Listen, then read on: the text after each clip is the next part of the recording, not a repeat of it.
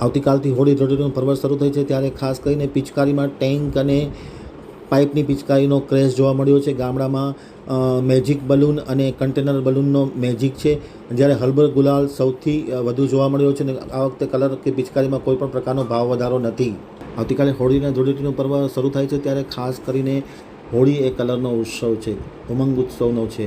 ત્યારે ખાસ કરીને લોકો કેમિકલ્સયુક્ત કલરથી બચે અને પર્યાવરણની રક્ષા કરે તે પણ ખૂબ જરૂરી છે. ભુજમાં ખાસ કરીને અનમ રિંગ રોડ પર ઘાટિયા શેરીમાં આવેલા પરેશ પતંગવાળા ખૂબ જ મોટું નામ છે, સિઝનેબલ ધંધો કરી રહ્યા છે. તેને પરેશભાઈએ આમતક ટીવી સાથેની વાતચીતમાં માહિતી આપતા જણાવ્યું હતું કે આ વખતે ખાસ કરીને હોળીનું પર્વ ઉમંગભેર ઉજવવામાં આવે તેવું પ્રકારનું વાતાવરણ જોવા મળ્યું છે. પિચકારીમાં પાઇપ અને ટેન્કવાળી પિચકારીઓ ખૂબ ચાલે છે.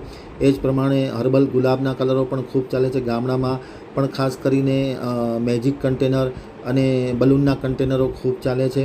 અને આ વખતે સૌથી મહત્ત્વની વાત એ છે કે હોળીના ઉત્સવ પ્રેમીઓ માટે કે કલર અને પિચકારીમાં કોઈ પણ પ્રકારનો ભાવ વધારો કરવામાં આવ્યો હતો. જે અગાઉ ભાવ હતા તે જ પ્રકારના ભાવ રાખવામાં આવે છે. એટલે લોકો ઉમંગભેર અને હોંશે હોંશે કલર ખરીદે, પિચકારી મેળવે તે ખૂબ જ જરૂરી છે. અને પરેશભાઈ પતંગવાળા અનમ રિંગ રોડ ઘાટિયા શેરીમાં તેમનું શોપ આવે છે. તમામ પ્રકારની હોલસેલ આઇટમો ઉપલબ્ધ છે. અને આમતક ન્યૂઝ સાથે ખાસ કરીને હોળી અને ધૂળેટીના પર્વની સૌને શુભકામના પાઠવી છે.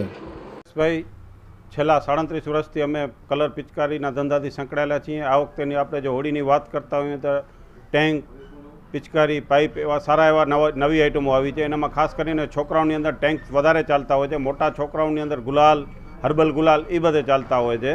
ગામડાની આપણે જો વાત કરીએ તો બલૂન ફુગા, મેજિક ફુગા, કન્ટેનર એ બધે ચાલતા હોય છે. બીજી આપણે જો ભાવ વધારાની જો વાત કરતા હોય તો કોઈ પણ જાતનો ભાવ વધારો છે નહીં. પરેશભાઈ પતંગવાળા, અનમ રિંગ રોડ, ઘાટિયા શેરી.